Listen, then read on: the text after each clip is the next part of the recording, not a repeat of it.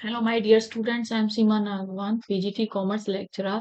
आज मैं आपके लिए लाई हूँ कुछ क्वेश्चंस बिल ऑफ एक्सचेंज से रिलेटेड। काफी इंपॉर्टेंट क्वेश्चंस हैं, लगभग सभी पीजीटी एग्जाम में पूछे जाते हैं। तो जितने भी स्टूडेंट्स पीजीटी कॉमर्स की तैयारी कर रहे हैं, चाहे वो टीजीटी यूपी टेट की तैयारी कर रहे हो, तो सभी के लिए काफी इंपॉर्टेंट क्वेश्चन है, ध्यान से पढ़ें। Noting charges are ultimately borne bye.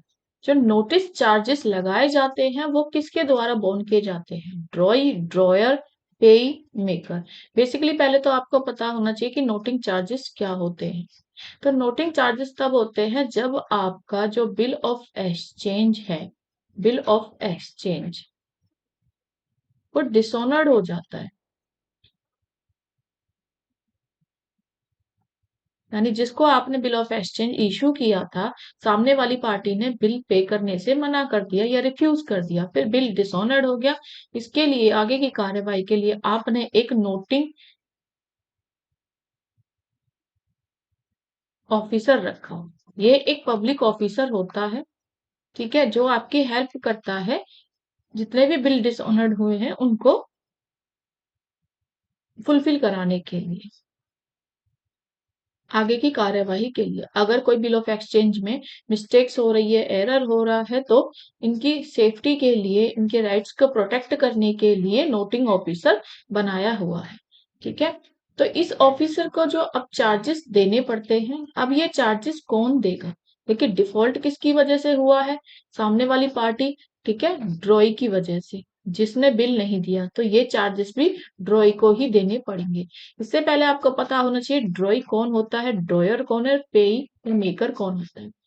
तो बिल ऑफ एक्सचेंज हम क्यों बनाते हैं? कई बार हम जब सेल करते हैं तो हम क्रेडिट पे सेल कर देते हैं। क्रेडिट मतलब उधार पे हमने माल बेच दिया, किसको? डेटर्स को, ठीक है। अब क्या गारंटी है कि ये डेटर्स हमें पैसे दे जाएगा? तो हम सेलर हैं, जिसने माल बेचा है उधार पे, वो अपनी सेफ्टी के लिए एक बिल ऑफ एक्सचेंज बना के देता है, तो बनाने वाले सेलर को कहते हैं ड्रॉयर। ये एक रिटर्न एग्रीमेंट लिख के देता है, ठीक है, इसी डेटर के नाम पे, पर्टिकुलर पीरियड के अंदर, सपोज कीजिए 3 महीने के अंदर आपको पैसे देने। फिर ये डेटर जिसने उधार लिया है वो साइन करके इसको वापस कर देता है, यानी बिल को ये एक्सेप्ट कर लेता है। तो जो डेटर है जिसने साइन किया है उसको बोलते हैं ड्रॉई। तो बिल ऑफ एक्सचेंज ये साइन करके दे देगा डेटर्स, ठीक है, इसी को ड्रॉई बोलते हैं। पे इसको बोलते हैं जिसको आपको पैसे देने होते हैं, तो जिससे ने माल बेचा है सेलर, उसी को पैसे दोगे। तो इस केस में तो पे और सेलर, ड्रॉई ड्रॉयर एक ही हो जाता है, ठीक है। कई बार बिल किसी और को एक्सचेंज कर देते तो पे अलग होता है। मेकर वो होता है जो कि बिल ऑफ एक्सचेंज को बनाता है, ठीक है। तो फिलहाल आपका जो आंसर है वो हो जाएगा आपका ड्रॉइंग। अच्छा, एक क्वेश्चन ये भी आ जाता है, बिल ऑफ एक्सचेंज इंस्ट्रूमेंट कौन सा है? तो नेगोशिएबल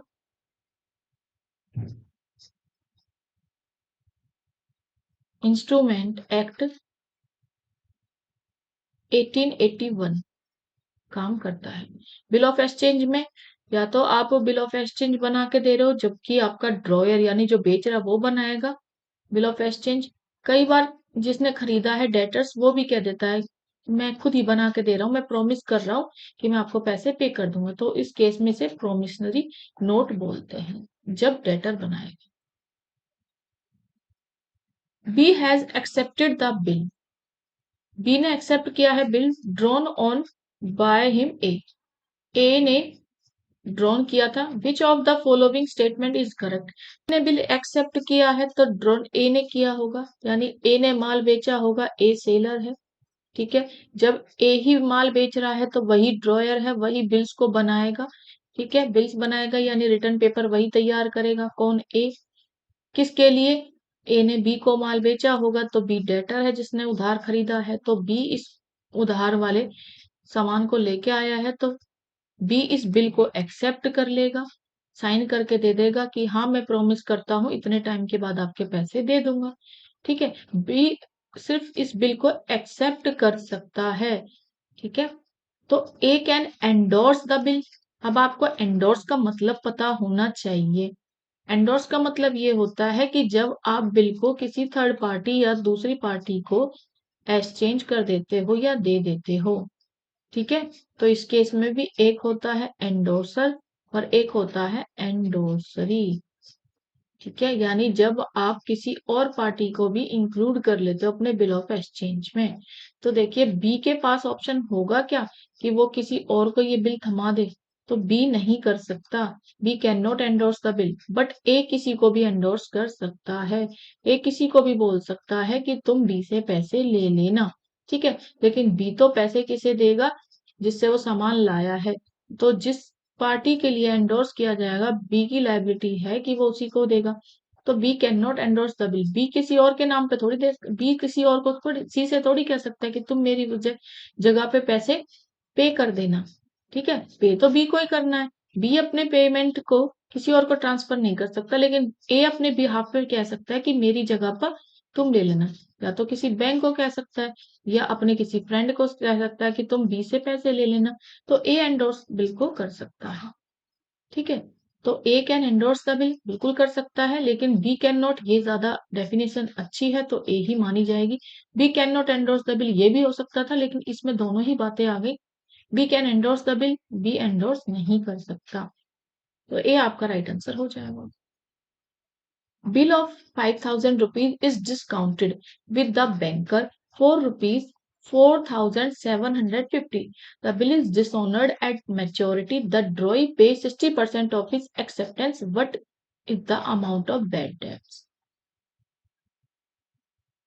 कुछ अमाउंट दिए हुए हैं, आपको आंसर राइट फाइंड आउट करना है।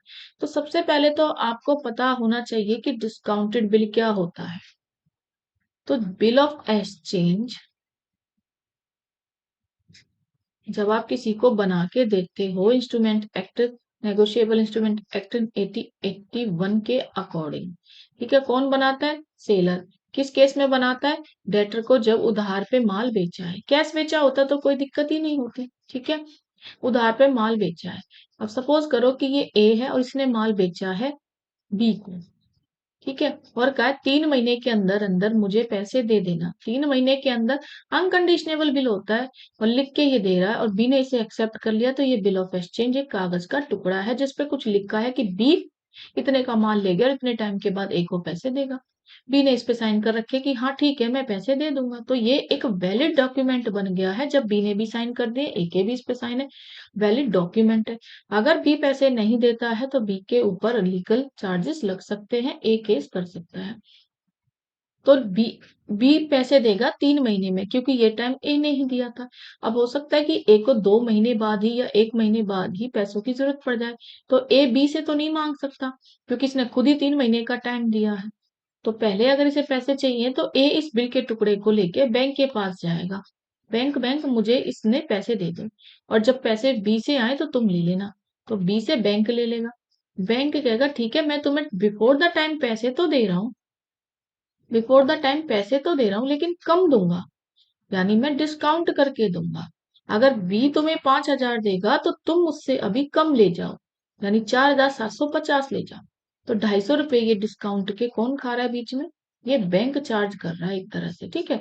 तो ये झेलने किसे पड़ेंगे? ए को ही बेयर करने पड़ेंगे, ए ही बर्दाश्त करेगा, ठीक है। ए का ही नुकसान है, उसको ही जल्दी पैसा चाहिए।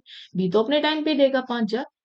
तो जब देगा, जिस दिन इन्होंने तय किया था बिल ऑफ एक्सचेंज में, वही होती है मैच्योरिटी डेट, ठीक है। तो मैच्योरिटी पे ही देगा। अब कह रहा है कि जो ड्रॉई है वो 60% दे देता है, ठीक है। यानी 5,000 का वो 60% देना चाह रहा है। तो कितने दिए होंगे? 60% 5,000 का 3,000 रुपए दिए होंगे। 5,000 का बिल था और वो 3,000 रुपए दे रहा है, तो कह रहा है कि कितना पैसा डूब गया? सीधा सीधा मेरा तो 2,000 रुपए डूब गया। बैड डेब्ट्स वही तो होते हैं जब आपका जो डेटर्स है वो पैसे देने से मना कर दे या फिर पैसा डूब जाए, क्रेडिट पे उधार ले जाए डेटर्स और माल पैसे नहीं दे रहा। तो 40% क्वेश्चन पूछ रहा है कि कितना पैसा डूब गया, तो 2,000 आपका डूब गया। या तो आप इसको ऐसे निकाल लो, 5,000 का 40% डूब गया तो भी सीधा 2,000 आएगा। या ऐसे निकाल लो, 5,000 में से मुझे 60% मिल गया तो जो पैसा नहीं मिला वो 2,000 था, ठीक है। तो भी आंसर ए है। Date of a bill of exchange date 9 December 2007, payable after 45 days. तो ये डेट कैसे निकालते हैं? तो पहले तो समझिए ड्यू डेट क्या होती है। जब हम बिल ऑफ एक्सचेंज बनाते हैं तो हम कुछ टाइम देते हैं आपको कि मैच्योरिटी पीरियड होता है कि जिस दिन ए ने अगर बी को माल उधार पे बेचा है, जिस दिन बी को पेमेंट करनी होगी बी को, उस डेट को बोलते हैं मैच्योरिटी डेट। तो बिल ड्यू कब होगा? जिस दिन के लिए इसने प्रॉमिस किया है। और अगर हम चाहे, यानी ए चाहता है कि बी को कुछ एक्स्ट्रा दिन भी दे दिए जाए ताकि वो अपनी पेमेंट कर ले, तो 3 दिन दिए जाते हैं एक्स्ट्रा एडिशनल, यानी जिसको बोलते हैं आप ग्रेस डे। 3 दिन ग्रेस डे और दे दिए जाते हैं ताकि बी अपना पैसों का इंतजाम करके ए को दे दे। ठीक है। अब ये 3 दिन वाले दिन अगर कोई छुट्टी है, हॉलीडे पड़ जाता है, संडे है, कोई गेस्टेड छुट्टी है, जैसे 2 अक्टूबर की छुट्टी, 26 जनवरी की, या 15 अगस्त की छुट्टी, ऐसी छुट्टियां हैं, तो फिर बी को पेमेंट छुट्टी से एक दिन पहले देनी पड़ेगी, बिफोर 1 डे। ठीक है, यानी 15 की जगह 14 को ही दे दे, क्योंकि 15 की तो छुट्टी है। ठीक है। अब क्वेश्चन आपसे खुद कह रहा है कि हमने बिल ऑफ एक्सचेंज बनाया था सिर्फ 45 दिन का। ठीक है, किस दिन बनाया? 9 दिसंबर को। जरा 9 दिसंबर में 45 दिन देखो कितने होते हैं। 9 दिसंबर के बाद 45 दिन कब आएंगे? तो पहले तो देख लो दिसंबर में टोटल दिन कितने, 31। 9 तारीख ऑलरेडी थी, तो 31 में से 9 घटा दो। 22 दिन बाद आपके क्या आने वाले हैं? 22 दिन बाद आपकी 31 दिसंबर पूरी हो जाएगी। 22 दिन तो ये चले गए दिसंबर के, बचे कितने? 45 में से 23 दिन। तो 23 दिन आपके जनवरी में मिले होंगे इसको। ठीक है भाई, 23 दिन जनवरी में मिलेंगे, 22 दिन दिसंबर में मिलेंगे, तभी तो 45 दिन हुए। ठीक है। तो 23 तारीख हो गई आपकी 45 दिन की, तो 23 जनवरी को बी को पैसे देने चाहिए थे, नियम तो यही कहता है। लेकिन ग्रेस डे भी इसमें जोड़ लो, 3 दिन का ग्रेस डे। तो 23 जमा में 3 कितना हो गया? 26। लेकिन 26 को क्या है? 26 को आपको पता ही है 26 जनवरी मनाते हैं, जिसकी छुट्टी होती है। तो 26 से एक दिन पहले अगर बी पैसा देगा तो क्या डेट होगी? 25 जनवरी 2008। ठीक है, नया साल लग जाएगा तो 7-8 ही बन जाएगा। तो ये आपका राइट आंसर हो जाएगा। काफी इंपॉर्टेंट क्वेश्चन है, लगभग हर कॉम्पिटेटिव एग्जाम में पूछा जाता है। 3 days are added for ascertaining the date of maturity. These are known as days of। 3 दिन जो एक्स्ट्रा दिए जाते हैं ताकि जो मैच्योरिटी डेट है उसमें पैसे आप पे कर सकते हो, उसे क्या कहते हैं? अभी इससे पहले क्वेश्चन में मैं समझा चुकी हूँ। Grace day, maturity, payment, none option. तो 3 दिन जब दिए जाते हैं, 3 एक्स्ट्रा डेज है ये। और एक्स्ट्रा डेज को बोला गया है एडिशनल डेज। ठीक है, एडिशनल मतलब आपको ज्यादा दिन दे दिए हैं ताकि आप अपने पैसों का इंतजाम करके पार्टी को पेमेंट कर दो। तो इन्हें ही बोलते हैं ग्रेस डे।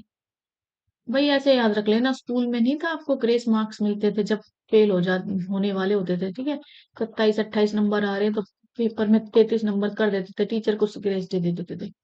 तो ये ग्रेस डेज आपके एक्स्ट्रा डेज ही तो है। ठीक है, मेच्योरिटी टाइम के बाद आपको एक्स्ट्रा डेज मिलते हैं, पैसों का इंतजाम कर लो। उस दिन अगर छुट्टी है तो बिफोर डे 1 डे दे दो। और अगर इमरजेंसी छुट्टी पड़ती है, जैसे अभी दिल्ली में फ्लड आया, ठीक है, तो छुट्टी हो गई, कोविड की अचानक से छुट्टी हो गई, तो आफ्टर 1 डे कर लो। आफ्टर 1 डे, कोविड तो एक्सेप्शनल केस था, काफी लंबी छुट्टियां होंगी। कुछ इमरजेंसी लग जाती है, गवर्नमेंट अचानक से सडनली हॉलीडे डिक्लेयर कर दिया है, तो आप अगले दिन दे देना।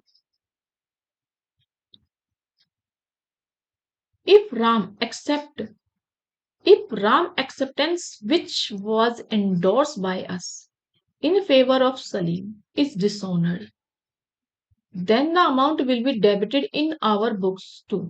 अगर राम ने कुछ एक्सेप्टेंस किया है जो कि हमने उसे एंडोर्स किया था, कि हमने अपना बिल एंडोर्स कर दिया राम को कि राम राम तुम सामने वाले, सामने कौन है? सलीम, सलीम से पैसे ले लेना। ठीक है, तो मैंने राम को जिम्मेदारी दे दी कि राम तुम ना मेरी जगह पे पैसे ले लेना, तो राम लेगा। ठीक है, सलीम से। अब कह रहा है अमाउंट जो डेबिट होगा in our books of account, तो हम अपनी बुक में किसको डेबिट करेंगे? जब कोई पैसा लेता है, डेटर से पैसे लिए जाते हैं या उधार बेचा जाता है, तो एंट्री क्या होती है? Debtors account debit to sales. आपने उधार बेच दिया। ठीक है, उधार किसको बेचा? सलीम को बेचा, Salim account debit to sales. और जब सलीम पैसे देगा तो हम क्या कहेंगे? Cash account debit to sales. ठीक है, कैश तो यहाँ आ नहीं रहा, तो डेटर्स का नाम हम लिख देते हैं, तो सलीम लिख दिया। ठीक है, और जब ये पैसे देगा तो बिल्स रिसीवेबल होगा, और बिल्स रिसीवेबल हमारा हमेशा एसेट्स है, तो डेबिट होगा, bills receivable account debit to Salim.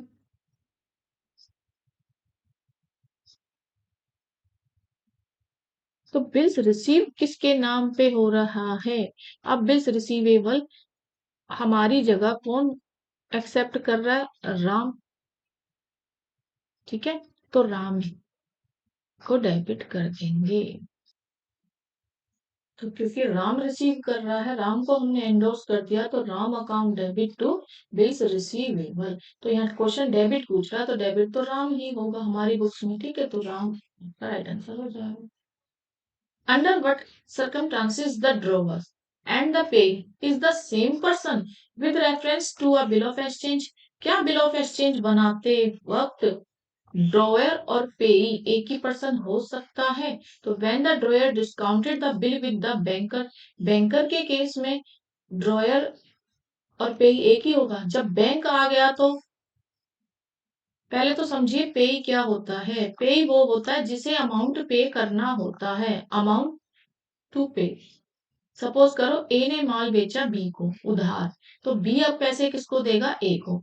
तो ए है आपका पे, और ए ने ही बिल बनाया है, तो ए आपका ड्रॉवर भी है, और ये ए ही पे भी है। लेकिन अगर ए ये जिम्मेदारी किसी और को दे दे, बैंक को दे दे, या बिल एंडोर्स कर दे, तो बी को बिल देना पड़ेगा बैंक को। तो बैंक को माना जाएगा पे, क्योंकि बिल जिसको पे किया जा रहा है, बी किसको पेमेंट कर रहा है? बैंक को या फिर किसी और को। जैसे इससे पहले वाले क्वेश्चन में राम को एंडोर्स किया था, तो राम यहाँ पे पे ही हो जाएगा, यानी जो बिल को लेगा रिसीव करेगा वो पे ही होता है। अब क्वेश्चन पूछ रहा है किस केस में वो सेम हो सकता है? तो देखो, जब आपने बैंक को इंक्लूड कर दिया तब तो बैंक रिसीव करेगा, तो बैंक पे ही होगा, है ना? तो पे ही अलग हो गया, ड्रॉवर अलग हो गया, तो ये तो हो नहीं सकता। When the drawer endorse the bill to a third party, अगर थर्ड पार्टी आ गई तो थर्ड पार्टी को ही बिल रिसीव होगा, तो वो पे ही होगा, ड्रॉयर अलग हो गया। क्वेश्चन आपसे सेम पर्सन पूछ रहा है, तो ये भी नहीं हो सकता। When the drawer dishonoured the bill, bill ही नहीं दे रहा है। ड्रॉई कौन? बी, जिसको हमने उधार माल बेचा था, सेल्स की थी क्रेडिट पे। ठीक है, ये हमारा डेटर्स है, डेटर्स को हम बोलते हैं ड्रॉई। ड्रॉई जब बिल ही नहीं देगा तो बिल ऑफ एक्सचेंज तो फेल ही हो जाएगा, डिसऑनर्ड हो जाएगा। ठीक है, तो ये तो हो ही नहीं सकता। क्वेश्चन पूछ रहा है कि सेम पर्सन ड्रॉयर और पे किस केस में होगा? When the drawer hold the bill till the date of maturity, जब जिसने बिल बनाया, जैसे कि सपोज करो ए ने माल बेचा, ए सेलर है, और ए ने माल बेचा, ए ने ही बिल बनाया, तो ए हुआ ड्रॉयर। और अभी भी बिल ऑफ एक्सचेंज, ये जो कागज का टुकड़ा है, ए के पास ही है। ठीक है, जब तक कि वो टाइम नहीं आ जाए जिस दिन पेमेंट होगी, मैच्योरिटी पीरियड मतलब जिस दिन के लिए प्रॉमिस किया है बी को पैसे देने हैं, तो बी जिस दिन तक पैसे दे रहा है, ए के पास ही बिल है, तो सीधा सीधा ए के पास बिल है, ए ने बिल बनाया है, तो ए को ही मिलना चाहिए। तो ए ही ड्रॉयर है, ए ही पे है। ठीक है, तो सी आपका राइट आंसर हो जाएगा। भाई बिल किसके हाथ में है? उसको पैसे देने हैं। बिल किसके हाथ में? ए के हाथ में। ए कौन है? ड्रॉयर, जिसने माल बेचा। ठीक है, और इसी के पास बिल है, इसी को पैसे देना है। जिसको पैसे देना है वो पे, और जिसने बिल बनाया ड्रॉयर, तो सेम होगा सी। Discounted charges. अब ये डिस्काउंटेड चार्जेस क्या होते हैं? मैंने बताया कि जब बैंक को आप बिल दे देते हो, ड्यू डेट से पहले आपको पैसा चाहिए, ड्यू डेट से पहले आपको चाहिए, बिफोर ड्यू डेट। ठीक है, तो सेलर क्या करता है? उस बिल ऑफ एक्सचेंज को जाके दे देता है बैंक के पास, कि बैंक बैंक मुझे अभी इमरजेंसी है, मुझे पैसे दे दो, बाद में तुम डेटर से पैसे ले लेना। ठीक है, अब बैंक आपको पैसे तो देगा लेकिन कम देगा, तो ये जो डिस्काउंट रेट है, जितना पैसे कम दे रहा वो बैंक कैसे डिसाइड करेगा, ये पूछा है। Amount of bill discounted into rate into unexpired period, bill of amount of bill discounted into rate unexpired period, amount of bill discounted into rate plus unexpired period, या amount of bill discounted plus में rate into unexpired period। तो bill amount का जितना भी है, discounted का amount of bill discounted, उसमें plus कर दो वो रेट, कितना? मल्टीप्लाई बाय अनएक्सपायर्ड पीरियड, जितना पीरियड अभी अनएक्सपायर्ड है, ठीक है, तो आपका डी राइट आंसर हो जाएगा।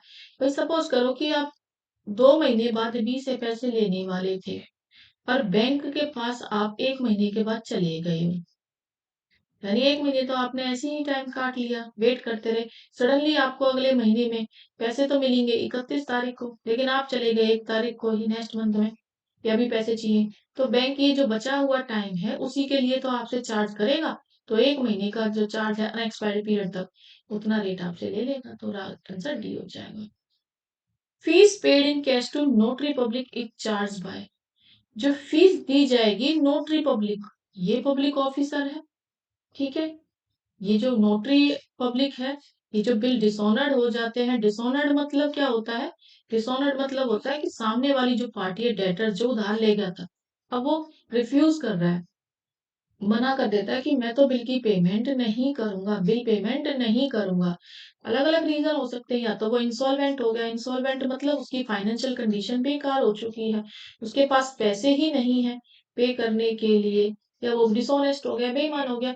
तो आपकी सेफ्टी के लिए, ठीक है, सेलर्स की सेफ्टी के लिए बिल्स ऑफ एक्सचेंज इंस्ट्रूमेंट्स 1881 के तहत एक्ट के अकॉर्डिंग नोटरी पब्लिक गवर्नमेंट का ही पब्लिक ऑफिसर होता है, ये अपॉइंट किया जाता है, इसके पास राइट है कि ये सारी लीगल अथॉरिटीज के साथ सामने वाली डेटर पार्टी से आपसे पैसे वसूल करा ले। तो अब इसका भी कुछ खर्चा आता होगा, इसके खर्चे को किसको दे दिया जाएगा, लेकिन ये चार्ज कौन कर रहा है, किसके द्वारा, पैसे तो देना पड़ेगा ड्रॉई को, लेकिन फीस जो पेड की गई है कैश में, फिलहाल वो कौन दे रहा अभी, ऑन द स्पॉट तो holder of the bill of exchange, जिसके हाथ में अभी बिल है, जो उस बिल को फुलफिल कराना चाह रहा, वही तो नोटरी ऑफिसर के पास जाएगा, ठीक है। तो जिसके हाथ में बिल है वो नोटरी ऑफिसर को पहले अपनी जेब से कैश देगा, बाद में ये कैश इनडायरेक्टली किसके पास दे दिया जाएगा, ड्रॉई के पास, ठीक है। पहले की पूछ रहा है वो, अगर पहले इमरजेंसी में आप ही दोगे अपनी जेब से, भाई जैसे आप कोई वकील करते हैं, ठीक है, लॉयर के पास जाते हो तो उसको तो आप ही पैसे देते हो, फीस तो उसको पहले आप ही देते हो क्योंकि आपको हेल्प चाहिए। और जब आप केस जीत जाते हो और सामने वाली पार्टी जब आपके पैसे चुका देती है, ठीक है, तो जिस सामने वाली पार्टी ने पैसे दिए हैं उसमें से सपोज करो कि आपने लॉयर की फीस दे दी, तो पहले तो आपने दिया, रीइम्बर्स इसकी जेब से हो जाएगी, ठीक है, तो सेम केस यही है। तो पहले पूछ रहा है तो holder of the bill of exchange देगा जिसको पैसे लेने हैं, चाहे वो ड्रॉई हो सकता, ड्रॉयर हो सकता है, ठीक है, या वो पेई हो सकता है, थर्ड पार्टी हो सकती है, या फिर वो बैंक भी हो सकता है जो कि नोटरी ऑफिसर के पास गए। अब bill of 10,000 is renew, bill है 10,000 का जो कि रिन्यू किया गया है। अब ये रिन्यू क्या होता है, कई बार क्या होता है, आपने तो कुछ उधार माल बेच दिया, सेल कर दी डेटर्स को, वो भी किस पे, क्रेडिट पे, और आपने कह दिया 3 महीने के बाद मुझे पैसे दे जाना, बट ये जो डेटर है वो 3 महीने के बाद पैसे देने की हालत में नहीं है, ये आपसे कुछ और टाइम मांग रहा है, एक्स्ट्रा टाइम बोल रहा है कि मैं ना आपके पैसे 4 महीने बाद दूंगा। अब ये कहता है ये पुराना बिल है ना, इसको अब फाड़ दो या बेकार कर दो, और एक नया बिल बना के मुझे दे दो जिसमें 4 महीने का टाइम दे दे, ठीक है, तो इसी को बोलते हैं रिन्यू। द ड्रॉई, ड्रॉई कौन, ये जो बोल रहा है, जो उधार में लेके गया, पे 3,000, ठीक है, 10,000 का बिल था, उसने कहा मैंने 3,000 तो दे दिए, 10,000 में से कह रहा है कि उसने 3,000 दे दिए, तो कितना पैसा और बचा, कह रहा है 7,000 और बचा। Amount of interest charge 200, what is the value of new bill, तो कह रहा है कि अगर तुम अभी पैसे नहीं देने की हालत में तो नया बिल बनाएंगे। अब नया बिल बनाएगा तो कह रहा है मैं तो 200 रुपए एक्स्ट्रा चार्ज लगाऊंगा, ये जो नया बिल बनाने का भी खर्चा हो रहा है, ड्रामा हो रहा है, तो मैं 200 रुपए और चार्ज कर दूंगा, तो नया बिल कितने का बनेगा, 7,200 का। अगर हम मुझसे 7 ही हजार लेते तो पुराने बिल के अकॉर्डिंग ही ले लेते, अब क्योंकि वो एक्स्ट्रा चार्ज भी तो लेगा नया बिल बनाने का, तो 7,200 आपका राइट आंसर हो जाएगा। तो ये एक्स्ट्रा चार्ज किसके सर पे जाएगा, ये इसी के सर पे जाएगा, इसी को दिक्कत है पैसे देने में। Who draw a bill of exchange, bill of exchange कौन ड्रॉ करता है, creditor, debtor, holder, none of these.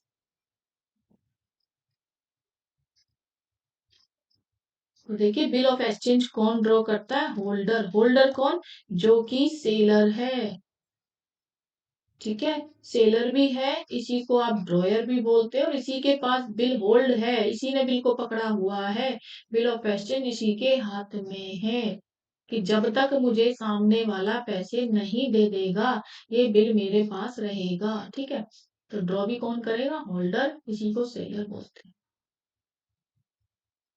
When calculating the due date of the bill, how many days are added as days of grace?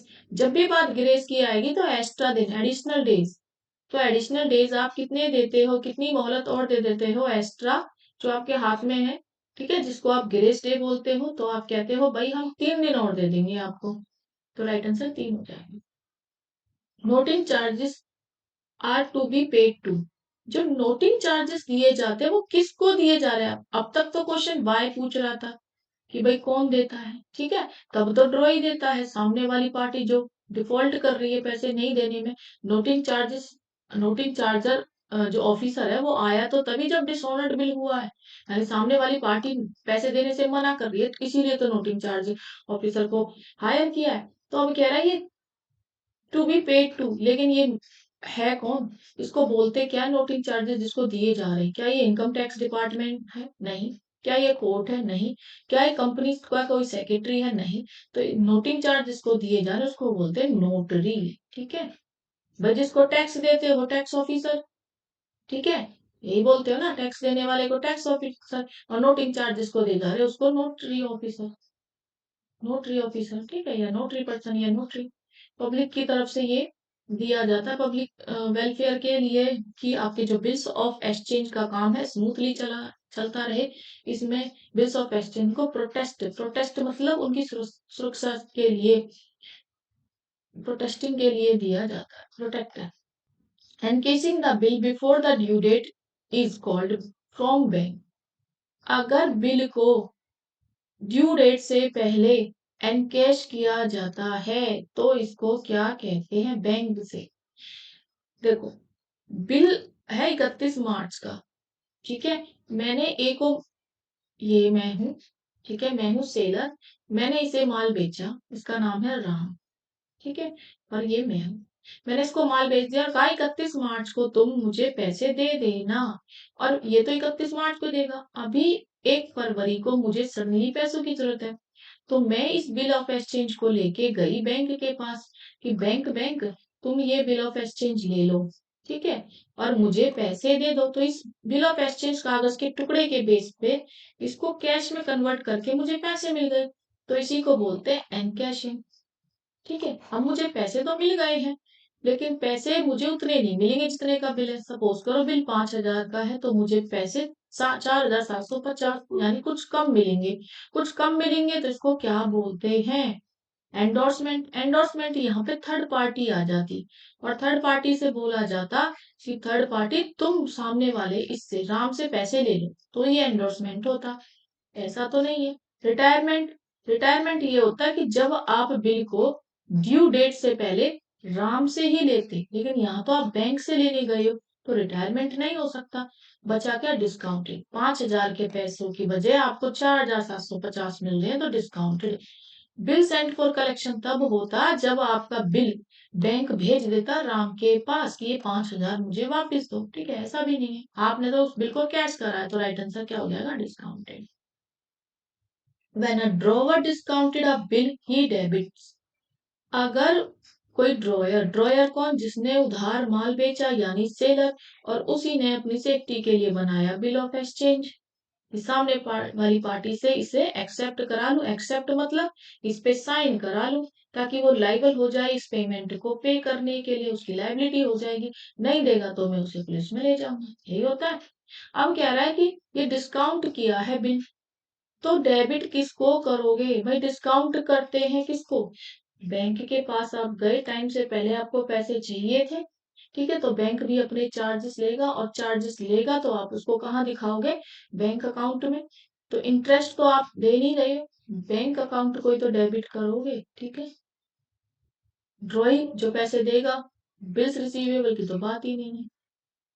The bill receivable book is a part of, जो bill receivable book हम बना रहे हैं वो किसका part है? देखिए जितनी भी बुक होती है ना आपकी, वो किससे रिलेट होती है? जर्नल से। ठीक है, तो लेजर से तो रिलेट होंगी नहीं, प्रॉफिट से भी नहीं होंगी, नन ऑफ द ऑप्शन भी नहीं हो सकता। ठीक है, चाहे वो कैश बुक हो आपकी, चाहे वो जितनी भी सब्सिडी बुक है, आप चाहे तो प्लेलिस्ट से मेरी पहली वीडियो निकाल लें, कैश बुक सब्सिडी बुक, उसमें मैंने अच्छे से समझा। सब्सिडी बुक हो, कैश बुक हो, परचेज बुक हो, और बुक तब बनती है जब आपकी सिर्फ और सिर्फ क्रेडिट ट्रांजेक्शन्स होती हैं। ठीक है, कैश बुक में तो कैश वाली सारी चली जाती है, लेकिन अदर्स बुक, परचेज बुक्स हो गई, सेल्स बुक हो गई, purchase return book, sales return book, तो क्रेडिट ट्रांजेक्शन्स के लिए बनती है। एसेट्स खरीदते हो तो जनरल प्रॉपर बुक। ठीक है, ऐसे ही बोल रहा है कि बिल्स रिसीवेबल मिलेगा। बिल्स रिसीवेबल कब क्रिएट हुआ? जब आपने उधार पे माल बेचा। क्रेडिट पे डेटर्स तभी तो बिल्स रिसीवेबल बनाने की जरूरत पड़ी। ठीक है, तो जितनी भी बुक्स हैं वो उधार होती है। अकाउंट होता है रिसीवेबल अकाउंट, तो वो फिर कैश भी हो सकता है और क्रेडिट भी हो सकता है, दोनों तरह का ऐड होता है, टोटल होता है। ठीक है, फिलहाल आपका आंसर हो जाएगा A. Refusal by the acceptor to make payment of the bill on the maturity date is called. आप हो सेलर और आपने ड्रॉ करा एक बिल, ड्रॉ करा तो आपको ड्रॉयर, आपने बिल ऑफ एक्सचेंज बना के दे दिया सामने वाली पार्टी इस राम को। ठीक है, इसने एक्सेप्ट भी कर लिया। एक्सेप्ट मतलब बिल को देखा, पढ़ा और इस पे साइन किए और वापस पकड़ा दिया आपको, आपके हाथ में बिल है। ठीक है, ये एक्सेप्ट किया हुआ राम ने, तो बिल, इसका नाम है बिल ऑफ एक्सचेंज। अगर राम पैसे नहीं देता है तो आपको राइट है कि आप लीगल प्रोसीजर कर सकते हो। ठीक है, चाहे तो आप नोटरी ऑफिसर के पास जाओ, पुलिस में जाओ। ठीक है, तो अब जब बिल की मैच्योरिटी डेट आई, यानी आपने लिखा था इसमें 3 महीने बाद पैसे दे देना, 3 महीने का टाइम ओवर हो गया, तो अब ये पैसे नहीं दे पा रहा। ठीक है, तो बिल जो आपके हाथ में है ये क्या हो गया? डिसऑनर्ड, रिटायर्ड, रिपेट या रिन्यू। तो ये डिसऑनर्ड हो गया। जब कोई रिफ्यूज करे या मना करे, बिल आपका मैच्योरिटी डेट पे ना मिले, तो डिसऑनर्ड। रिटायरमेंट तो ये होता है कि आप ड्यू डेट से बिफोर ही कहते हो कि मैं तुझे डिस्काउंट दे दूंगा। जो ड्यू डेट है ना, 3 महीने से पहले आप कहते 2 महीने में बिल दे दे और 2 मंथ्स में बिल पे कर दे, मैं तुझे रिबेट दे दूंगा, छूट भी दे दूंगा, तो ये रिटायरमेंट होता है। जो छूट दी जाती है वो रिबेट कहलाती है। रिन्यूएबल तब होता है कि जब राम ये कह देता कि मैच्योरिटी डेट के बाद, आफ्टर 3 मंथ्स के बाद भी मैं पैसे देने की हालत में नहीं हूँ, तो 1 महीना मुझे एक्स्ट्रा दे दो, मैं 4 महीने के बाद आपको पैसे दे दूंगा। तो एक पुराना जो बिल है उसको फाड़ दो या बेकार कर दो या क्लोज कर दो, उसके बदले में एक नया बिल रिन्यू कर दो, री इश्यू कर दो। तो न्यू बिल की बात आती है तो रिन्यूअल। तो फिलहाल आंसर आपसे पूछ रहा है कि डिसऑनर्ड हो जाएगा, क्यों? क्योंकि मैच्योरिटी डेट पे बिल मिला ही नहीं, तो ए राइट आंसर हो जाएगा। अब bill accepted and given to a creditor is called. अगर बिल एक्सेप्ट भी किया जा रहा है और दिया भी जा रहा है किसको? क्रेडिटर को, तो ये क्या कहलाएगा?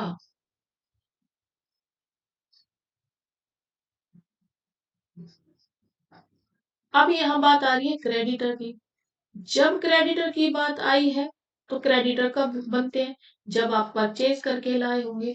अब आप बिजनेसमैन हो, जरूरी थोड़ी हमेशा बेचोगे, बेचने के लिए सामान भी तो लाए होंगे, कच्चा माल या स्टॉक तो लाए होंगे। और जब स्टॉक लाए होंगे तो किसी परचेजर किया होगा, खरीद के लाएंगे तो वो सप्लायर से लाए होंगे, या क्रेडिट पे उधार भी ले आए होंगे, सप्लायर ने आपको उधार दिया है, तो सप्लायर को बोलते हैं क्रेडिटर, जिसको कि आप पैसे दोगे। तो आपको तो टू पे करना है, अब इस बार पे करना है आपको, तो आपको सप्लायर ने बिल बना के दिया होगा। इस केस में तो सप्लायर आपका ड्रॉयर होगा और इस केस में आप ड्रॉई हो। ठीक है, और अब आपकी जिम्मेदारी है, तो अब आपको बिल्स पेबल करना है, बिल पे करना है। अब आपको रिसीव थोड़ी होगा, बिल देना है, तो इसे बोलते हैं बिल्स पेबल। रिसीव जब होता है जब आप सेल करते, बेचते माल, किसको? डेटर्स को। तो डेटर आपको देता तो बिल रिसीव होता। अब तो आप क्रेडिटर को खुद पे कर रहे हो, तो आप बिल्स पेबल हो। ट्रेड बिल कौन सा होता है? जब कोई बिल ऑफ एक्सचेंज बना है, लेकिन वो इसी शर्त पे बना है कि कोई ट्रेड हुआ है, बिजनेस हुआ है, ट्रांजेक्शन हुई है। ठीक है, कई बार एक्रोमेशन बिल भी होता है। एक्रोमेशन मतलब एक दूसरे की हेल्प के लिए बिल बना दिए जाते हैं, पार्टी एंडोर्स करती है या दूसरे को दे देती है, तो एक्रोमेशन बिल कहलाते हैं। उसमें ट्रेड नहीं होता, बस पैसे का लेन देन होता है। ठीक है, रिपेयर बिल दूसरा होता है। ठीक है, बिल में कोई चेंजेस वगैरह करने हैं तो वो सारा रिपेयर बिल में आ जाएगा। तो ये सब तो हुआ ही नहीं है, तो बिल्स पेबल आ। The act for signing by the drawer on the book of the instruments for the purpose of transfer. कोई एक्ट है जिसमें साइनिंग किए गए ड्रॉयर के बुक्स में, drawer on the books of instruments. Books of instruments मैंने बताया 1881 negotiable act काम करता है। पर्पस क्या था ट्रांसफर करने का, जिसने सेल किया बेच दिया, ठीक है। Act signing by the dryer, dryer के द्वारा साइन है। On the books of instruments, bill of exchange की बुक्स में भी लिखा हुआ है। इसका पर्पस क्या था ट्रांसफर करने का। अब वो बिल किसी और को ट्रांसफर कर दिया, तो जब बिल आप किसी और को ट्रांसफर कर देते हो तो एक्सेप्टेंस ऑफ बिल तो नहीं होगा। एक्सेप्टेंस बिल ऑफ कौन करता है, जो कि ड्रॉई होता है। ड्रॉई कौन, जो डेटर्स है, जिसने उधार माल बेचा, खरीदा था, ठीक है। चेक, चेक की तो बात ही नहीं आएगी, बिल भी नहीं है। तो ये है एंडोर्समेंट। जब आप किसी को बिल ट्रांसफर करोगे ना, जहां भी आपको ट्रांसफर वर्ड दिखे, बिल किसी को दे रहे हो, तो endorsement. The party who is entitled to receive the cash, कौन सी पार्टी है जो रिसीव करेगी कैश को, for a bill receivable is called, ठीक है। किसके लिए, बिल्स रिसीवेबल के लिए कोई एक पार्टी है जो कि कैश को रिसीव करेगी। अब जो कैश को रिसीव करेगा उसे क्या कहोगे, ड्रॉयर, ड्रॉई, कैपिटलिस्ट या बैंक। भाई जो पार्टी है वो कैश रिसीव कौन करेगी, जिसने माल बेचा होगा, वही तो पैसे लेगी, ठीक है। डेटर पैसे दे के जाएगा, डेटर को कौन बोलते हैं, ड्रॉई। ड्रॉई क्यों, क्योंकि ये बिल को एक्सेप्ट करता है, बिल पे साइन करके कहता है कि हाँ मैं पैसे दे दूंगा। ये ड्रॉयर होता है क्योंकि यही बिल बनाता है, इसी का पैसा रिस्क पे है, इसी ने उधार बेचा है ना माल, तो ये ड्रॉयर है क्योंकि ये बिल को बना रहा है। बिल बनाने वाले को ड्रॉयर कहते हैं, बिल ऑफ एक्सचेंज, ठीक है। अब ये पैसा किसको देगा, इस सेलर को। इस सेलर का नाम क्या है, ड्रॉयर, तो पैसा तो ड्रॉयर के पास आएगा, तो राइट आंसर ए हो जाएगा। Bill of exchange can not B, bill of exchange को आप क्या नहीं कर सकते, एंडोर्स। एंड आप अपने बिल को किसी दूसरी पार्टी को ट्रांसफर कर देते हो कि मेरे बिहाफ पे आप रिसीव कर लेना या पैसे ले लेना, तो एंडोर्स तो बिल हो जाता है। एक्सेप्ट, एक्सेप्ट तो करना ही पड़ेगा। जब ड्रॉयर ने बिल बना दिया है तो सामने वाला डेटर है वो तो एक्सेप्ट करेगा, उधार माल तो लेके बैठा है, तो ये कहेगा भी साइन करके दे तुझे पैसे देने, तो ऑब्वियसली ये तो साइन करेगा ही, नन ऑफ दीज हो ही नहीं सकता। बिल को क्रॉस नहीं कर सकते आप, ठीक है। तो अब bill of exchange can not be cross, B आपका राइट आंसर हो जाएगा।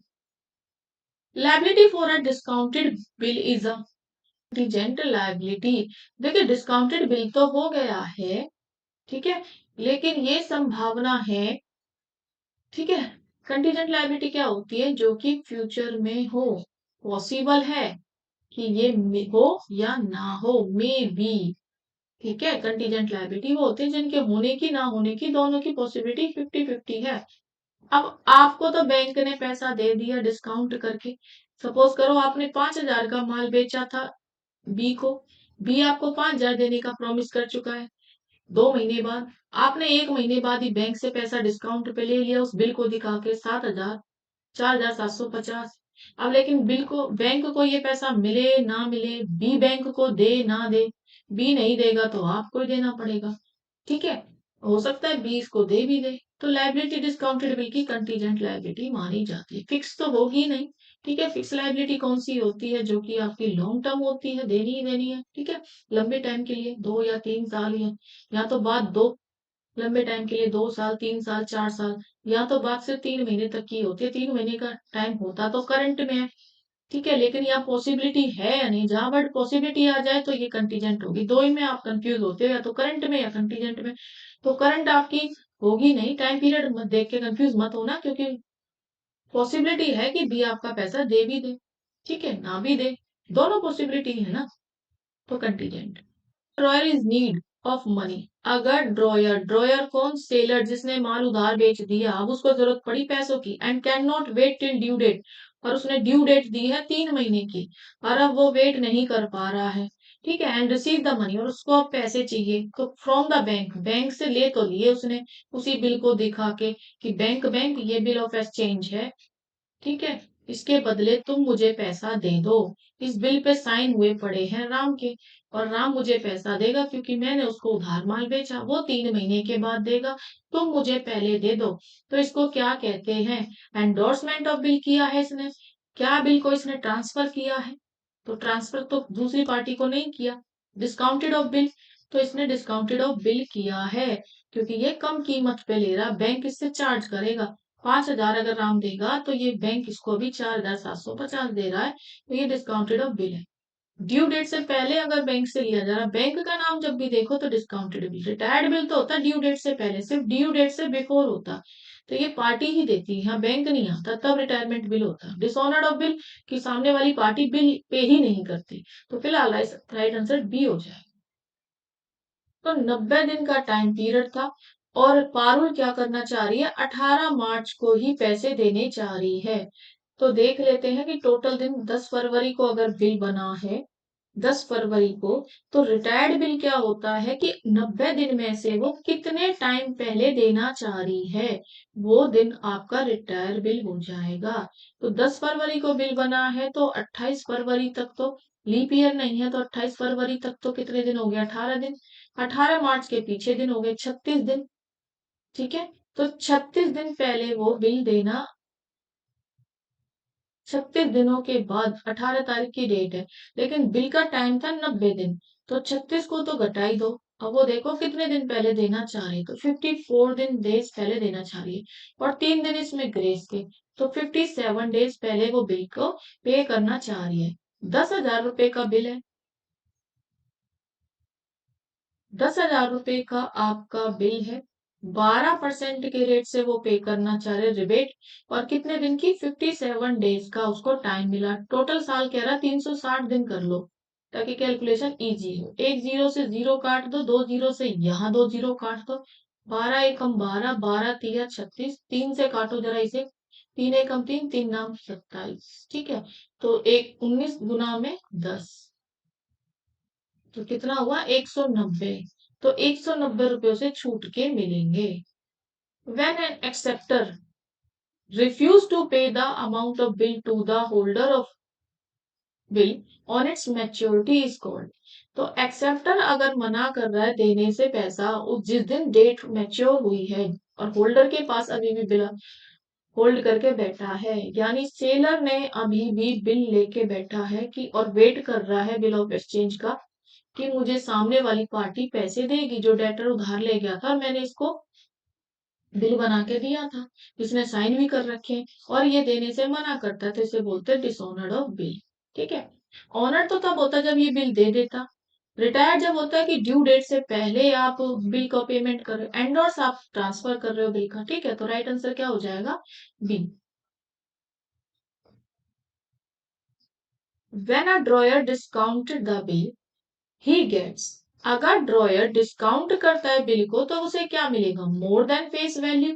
फेस वैल्यू होती है जितने का बिल है। सपोज करो कि 5,000 का बिल है, तो 5,000 इसकी फेस वैल्यू है। ठीक है, और डिस्काउंट का मतलब होता है कि वो कम हो जाएगी।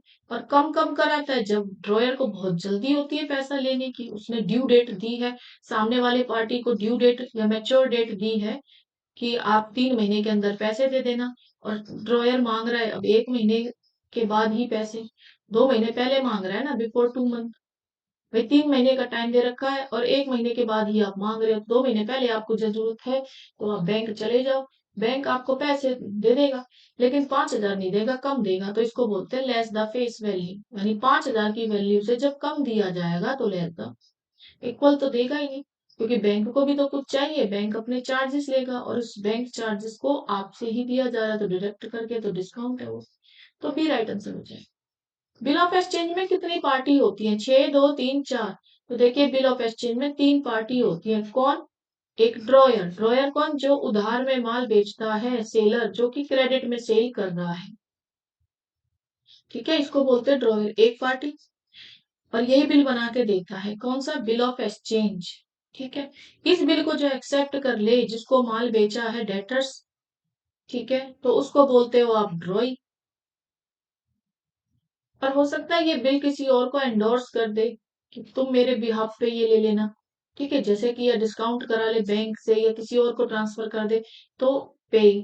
पे कौन? जिसको कि डेटर पैसे देगा। तो एक पार्टी हो गई आपकी ड्रॉयर, दूसरी पार्टी हो गई आपका ड्रॉई, और थर्ड पार्टी हो गई पे। तो तीन होते हैं आपके बिल ऑफ एक्सचेंज में। तो राइट आंसर आपका 3। Fee paid in cash to notary public is charge by, question repeat है, तो ये holder of bill of exchange हो जाएगा। ठीक है, what are the parties to a bill of exchange? Parties कौन कौन सी है बिल ऑफ एक्सचेंज में? तो ड्रॉयर ड्रॉयर पे, ड्रॉई dryer debtor, pair ड्रॉई dryer, ड्रॉई dryer creditors. काफी सिमिलर ऑप्शन आते हैं। तो अगर आपको याद है कि पहला तो ड्रॉई, दूसरा ड्रॉयर और पे, बस तीन ही होते हैं। ठीक है, ड्रॉयर, ई आर, गिवर में भी देखो ई आर आते हैं, जो दे रहा है बिल ऑफ एक्सचेंज बना के, गिवर ड्रॉयर। ठीक है, जो एक्सेप्ट करता है वो ड्रॉई। ठीक है, और जिसको पैसे दिए जाते हैं वो पे। तीन पार्टी होती है। अमन ड्रॉज अ बिल ऑन विमल। अमन ने तो बिल को ड्रॉ किया है, और किसके नाम पे? विमल के नाम पे 60,000 का। Aman wants to endorse it to Chirag, और अमन ने माल बेचा होगा भी विमल को, विमल हो गया डेटर, और अमन इस बिल को किसको दे रहा? चिराग को दे रहा है। अगर दूसरी पार्टी या थर्ड पार्टी आ रही है तो चिराग को क्या किया जा रहा है? Endorsement of bill. Settlement of 70,000। अब कह रहा है कि 70,000 रुपए में। ठीक है, ताकि 2% डिस्काउंट पे। ठीक है, with the help of Vimal's acceptance. Vimal ने इस बिल को एक्सेप्ट कर लिया था। ठीक है, और इस एक्सेप्टेंस की हेल्प से अमन ने अपने बिल को चिराग को दे दिया, और कहा कि and balance in cash. Balance को कैश में लेना है। How much cash Aman will pay to Chirag, और अब अमन चिराग को कितना पैसा देगा? तो बिल था 70,000 रुपए, और उस पे अगर मैं 2% की बात करूं तो 1,400 रुपए हो गया। ठीक है, अगर सेटलमेंट की बात की जाए तो बिल विमल का तो 60,000 का, लेकिन यहाँ 70,000 की सेटलमेंट, तो डिफरेंस दोनों के बीच में 10,000 है। क्योंकि अमन को चिराग को कितना पैसा देना पड़ेगा? डिस्काउंट काट के देना पड़ेगा। 10,000 में से 1,400 गए तो 8,600 रुपये। तो आंसर सी हो जाए। On 13 July 2020, withdraw a bill on Y, 25,000 for 30 days. The due date of the bill will be। तो ऐसी डेट जहां आपसे ड्यू डेट पूछी है, तो अमाउंट का कैलकुलेशन का तो कोई रोल है नहीं। 30 दिन पूछ रहा है ड्यू डेट से, तो 30 दिन ये, और 3 डेज आपके ग्रेस डेज के होते हैं। ठीक है, ग्रेस डे मतलब एक्स्ट्रा 3 दिन दिए जाएंगे। अब 13 जुलाई, 13 जुलाई में 30 दिन जोड़ दो जरा। जुलाई का मंथ सभी जानते हैं 31 दिन का होता है। 31 में से 13 घटा दो जरा। ठीक है, यहाँ 11 में से 3 गए 8, यहाँ 2 में से 1 गया 1, 18 दिन तो अभी जुलाई में रह रहे हैं। ठीक है, अगर कोई चीज 13 तारीख को विड्रॉ किया बिल, तो 18 दिन तो जुलाई में रह रहे हैं। 30 दिन टोटल बता रहा है, तो 12 दिन आपके अगस्त में गए होंगे। ठीक है, तो डेट आ गई आपकी 12 अगस्त। 30 दिन जब पूरे हुए बिल को, 3 दिन इसमें ग्रेस डेज जोड़ दो। 15 अगस्त को आपको पैसे देने चाहिए। 15 अगस्त इंडिपेंडेंस डे सभी जानते हैं, हमारा प्यारा भारत। ठीक है, आजाद हुआ, तो इंडिपेंडेंस डे के दिन छुट्टी है, तो बिफोर इंडिपेंडेंस डे एक दिन पहले आप बिल को पे कर दो। तो बिफोर 1 डे ओनली। ठीक है, बिफोर 1 डे, तो 14 अगस्त डेट आएगी। तो आपको बिल किस दिन देना पड़ेगा? 14 अगस्त। ऑप्शन देख लो, बी आपका राइट आंसर हो जाएगा। 15 को देना था, लेकिन छुट्टी होने की वजह से एक दिन पहले दिया जाएगा। ठीक है, बाकी आपको कंफ्यूज करने के लिए दिए। विच amount, which account will be debited in the books of acceptor at the time of discharge of a bill? कह रहा है कि कौन सा अकाउंट है जो डेबिट होगा in the books of acceptor के में, जब बिल डिस्चार्ज हो रहा है।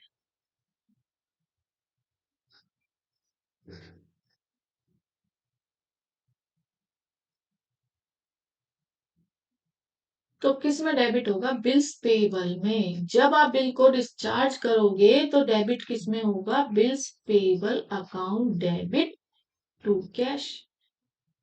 बिल्स पेबल मैंने बताया, जब आप सप्लायर से माल उधार लाओगे क्रेडिट पे, ठीक है, तो आप पेमेंट करोगे बिल्स पेबल टू कैश, तो बिल डिस्चार्ज हो रहा है। ठीक है, या पेमेंट कर रहे हो तो बिल खत्म ही हो रहा है, ठीक है, कैश तो होगा ही नहीं, कैश तो क्रेडिट हुआ है, ड्रॉवर्स अकाउंट होगा ही नहीं, क्योंकि बिल्स पेबल जिसको दिया जाता है ना सप्लायर, उसके नाम पे तो ये लायबिलिटी है, ठीक है, जो कि कम हो जाएगी देने से। लायबिलिटी का नेचर तो होता है वैसे क्रेडिट नेचर की होती है, लेकिन कम हो करती तो फिर वो इन्वर्स हो जाती है, डेबिट इसलिए बिल्स पेबल किया है।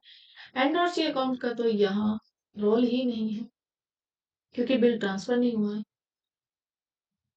Due date of bill of exchange drawn on 30 January 2011 for 1 month bill भी। कह रहा है कि अगर ड्यू डेट है 31 जनवरी की ड्यू डेट, ठीक है, बिल ऑफ एक्सचेंज की ड्रॉन किया था 30 जनवरी को, अगर बिल बनाया है तो कह रहा है कि ड्यू डेट दूसरा मंथ कौन सा होता है, फरवरी, फरवरी तो होगा ही नहीं, अब आ जाएगा अगला मंथ क्या, मार्च, ठीक है, अगला मार्च क्या, ठीक है, एक महीना तो ये जनवरी से, जनवरी क्योंकि 30 की है, तो जनवरी तो होगा नहीं, ठीक है, तो फरवरी पूरा खत्म हो जाएगा, अगला मार्च का दिन आ जाएगा। 3 डेज आपके जो है आपके ग्रेस डेज के लगेंगे, तो 3 मार्च की डेट आ जाएगी, राइट आंसर क्या हो जाएगा, 3। 29 फेब होगी नहीं, क्योंकि लीप ईयर नहीं है। 2011 अगर 4 से डिवाइड होता तो ये लीप ईयर माना जाता, और जब लीप ईयर माना जाता तो 29 दिन आते, और अगर ये डिवाइड नहीं हो रहा तो 28 दिन है, ठीक है। 4 मार्च एक्स्ट्रा डे हो जाएंगे, 5 भी नहीं हो सकता, बचा क्या, 3। While calculating the due date of the bill, how many days are added to the period of the bill? तो अगर आप ड्यू डेट निकाल रहे हो और उसमें एडिड डेज देखना चाह रहे हो, एडिड डेज मतलब ग्रेस डेज, एडिड डेज आपसे पूछा जाए, एडिशनल डे पूछा जाए, या एक्स्ट्रा डे पूछा जाए, बात जब भी ड्यू डेट की आएगी तो 3 दिन ही होते हैं। X drew a bill on Y, 20,000 का बिल एक्स ने ड्रू किया, यानी एक्स ड्रॉयर है, ठीक है, ड्रॉयर। बी को दिया है तो बी ड्रॉई है, क्योंकि बी ने बिल एक्सेप्ट किया 20,000 का, फॉर 3 मंथ्स ऑन 1 जनवरी 2020, 3 महीने का टाइम दिया। The bill was discounted with bank at charge 100, bank से 100 रुपए पे डिस्काउंट पे ये बिल डिस्काउंट पे चार्ज कर रहा है बैंक, 100 रुपए। Maturity the bill was written dishonoured, जब मैच्योरिटी आई तो वाई ने पैसे नहीं दिए होंगे तो बिल डिसऑनर्ड हो गया। Bank paid 100 rupees noting charges, अब बैंक ने 100 रुपए देके ये केस नोटिंग चार्जेस ऑफिसर जो होता है लीगली नोटरी उसको दे दिया, और बिल ने और बैंक ने 100 रुपए उसे भी दिए। The bank account will be credited in the books of x for dishonoured with, भाई देखिए 20,000 का अगर ये था, ठीक है, 100 रुपए में अगर डिस्काउंटेड की बात करूं तो ये 19,900 का बिल रहा होगा, क्योंकि डिसऑनर्ड हो गया है, अब तो ये जो बिल है ये 100 रुपए ये कैंसिल हो गए होंगे, फिर 20,000 का हो गया होगा, और फिर से अगर नोटिंग चार्जेस 100 रुपए देने पड़े, ठीक है, तो अब बिल कितने का बन गया, 20,100 का, ठीक है। एक्स की बुक्स में तो यही दिखाएगा कि 20,100 तक का बिल पहुंच गया है, तो 20,100। Bill is drawn on 20 January 2010 for 2 months. 2 महीने के लिए इस दिन को बिल बनाया गया है। After sight date of acceptance is 29, और जो बिल एक्सेप्ट किया है वो 29 जनवरी को किया है। Maturity date will be, maturity date क्या होगी जब बिल एक्सेप्ट ही जनवरी को किया है, आफ्टर साइड डेट, ठीक है। आफ्टर साइड डेट मतलब बाद वाली बात या डिमांड वाली बात, कहीं पे भी डिमांड वर्ड लिखा हो साइड वर्ड तो आपको ग्रेस डे नहीं दिए जाते, ग्रेस डे नहीं दिए जाते तो 3 दिन नहीं दिए जाते, ठीक है। अब 29 जनवरी से अगर मैं 2 महीने बात करूं, 2 महीने का टाइम, तो 29 जनवरी के बाद फरवरी आया होगा, फरवरी से मार्च आया होगा, तो 2 महीने ना फरवरी ना मार्च में पैसे दिए गए होंगे, तो 1 अप्रैल को दिए जाएंगे, ठीक है। तो ड्यू डेट क्या हो जाएगी, 1 अप्रैल। ग्रेस डे दिए नहीं गई, नहीं तो 3 दिन हो और लगते, फिर यहाँ पे 4 अप्रैल हो जाता, ठीक है। तो जब बात साइट ऑफ बिल होगी या डिमांड ऑफ बिल होगी तो ग्रेस डे नहीं दिए जाते, यानी ये बोल दिया जाता है कि यहाँ पे ग्रेस डे नहीं मिलते, हम डिमांड करेंगे उस दिन को ये पे किया जाएगा, और कह रहा हम डिमांड करेंगे 2 महीने के बाद, तो 1 अप्रैल 2010, तो मार्च और ये तो होगा नहीं, क्योंकि मार्च में तो पैसा आप लोगे ही नहीं। If due date of a bill falls on public holiday, अगर ड्यू डेट जिस दिन पब्लिक हॉलीडे है यानी छुट्टी वाले दिन है, then the maturity date is, तो मैच्योरिटी डेट यानी बिल को किस दिन पे किया जाएगा, मैच्योरिटी डेट दिन जिस दिन बिल की पेमेंट होनी है।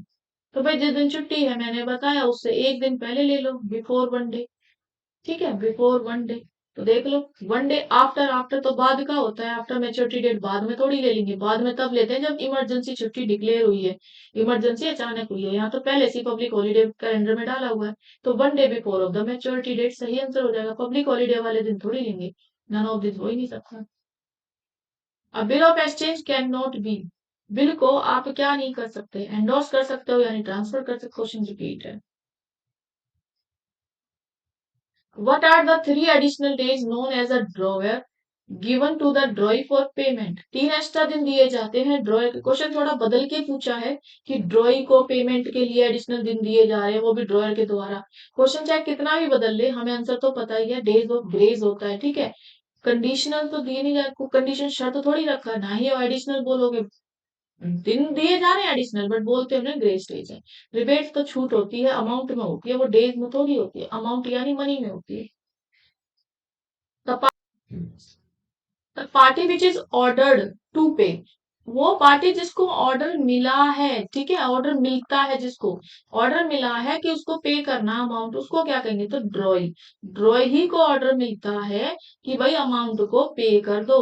किसको पे कर दो, ड्रॉयर को। या तो ड्रॉयर अलग हो सकता है, पे ही अलग हो सकता है, या दोनों एक पर्सन भी हो सकते हैं। तो जिसको ऑर्डर मिलता है वो ड्रॉई, अगर ऑर्डर देता तो वो ड्रॉयर होता। फिलहाल आंसर ड्रॉई हो जाएगा। A bill of exchange is renewed generally at the request of, renew किसके रिक्वेस्ट पे किया जाए, रिन्यू मतलब ओल्ड बिल को क्लोज कर दो और एक नया बिल, न्यू बिल बना दो। क्यों, क्योंकि बेचारा जो डेटर है, ठीक है, जिसने माल खरीदा है, ठीक है, जो बायर है, वो पैसे देने की हालत में नहीं है, तो वही रिक्वेस्ट कर रहा है। ठीक है, तो वही रिक्वेस्ट कर रहा है, तो जब नया बिल बनेगा, ठीक है, और कई बार उस पर चार्जेस है तो वैसे ही देने पड़ते हैं। तो फिलहाल ये क्वेश्चन सिर्फ इतना पूछ रहा है कि रिन्यू की रिक्वेस्ट कौन करेगा, तो ड्रॉ ही करेगा। ठीक है, बैंक थोड़ी करेगा ना, ड्रॉवर तो कभी ना करे, उसे तो सबसे पहले पैसे चाहिए, तो ड्रॉ। आप promissory note is made by, promissory note क्या होता है, देखिए हमारी लाइफ में ना कुछ ईमानदार और अच्छे लोग भी होते हैं, कि यानी जो सेल कर रहा है और एक जो बायर है। कई बार बायर खुद ही कह देता है भाई मैं तो बहुत अच्छा इंसान हूं, मैं तुझे प्रॉमिस कर रहा हूँ, अभी उधार तो ले जा रहा हूँ पर मैं पे कर दूंगा। तो बिल ऑफ एक्सचेंज अब इस बार बायर बना रहा है, तो इस केस में ड्रॉयर हो जाएगा बायर। ठीक है, उल्टा हो जाएगा, और सेलर हो जाएगा ड्रॉई। क्यों, क्योंकि ये तो साइन करके कह देगा ठीक है भाई ले साइन कर दे दियो तू पैसे। ठीक है, तो ये ड्रॉयर बहुत अच्छा है, ये खुद प्रॉमिस कर रहा है, ये प्रोमिसरी नोट बना रहा है, तो इसको ही बोलते हैं प्रोमिसरी नोट्स। तो कह रहा है कि मेड बाय, तो सेलर तो बना नहीं रहा, इसमें मैंने बताया ना बायर बना रहा है, तो बायर को परचेजर बोलते हैं। एंडोर्स तो बस आपको थर्ड पार्टी या ट्रांसफर नाम याद रखना है। What is retiring a bill under rebate means, अगर आप बिल को रिटायर कर रहे हो, रिटायर का मतलब है ड्यू डेट से पहले ही आप पे कर रहे हो। पे कौन कर रही है, पार्टी ड्रॉई पे कर रहा है। तो बिल अंडर रिबेट तो कहता भाई मैं पहले दे रहा हूँ तो मुझे थोड़ी छूट तो दे, एक तरह से डिस्काउंट मांग रहा है वो आपसे। ठीक है, इसका मतलब क्या, making a payment of the bill before due date. हाँ ये तो बिल्कुल ठीक है, मैंने ये तो बताया ड्यू डेट से पहले अगर दे रहा है तो। डिसऑनरिंग ऑफ बिल, इसमें तो बिल ही नहीं देता वो। Making a payment of the bill after the due date, फिर तो वो रिन्यूअल करा था, रिन्यूअल करा था। ठीक है, कि नया बिल बना दो मैं बाद में दूंगा, पहले दे रहा है तो रिटायर्ड, बाद में दे रहा है तो रिन्यूअल। ठीक है, In case of renewal of the bill, interest is charged for the period of, अगर रिन्यू किया जा रहा है तो इंटरेस्ट चार्ज कितने पीरियड के लिए होगा, भाई सपोज करो कि 3 महीने में मैच्योरिटी पीरियड था, आपको पैसे देने थे, लेकिन आप इस हालत में नहीं हो कि पैसे दो, आप रिक्वेस्ट कर रहे हो कि एक नया बिल बना दो।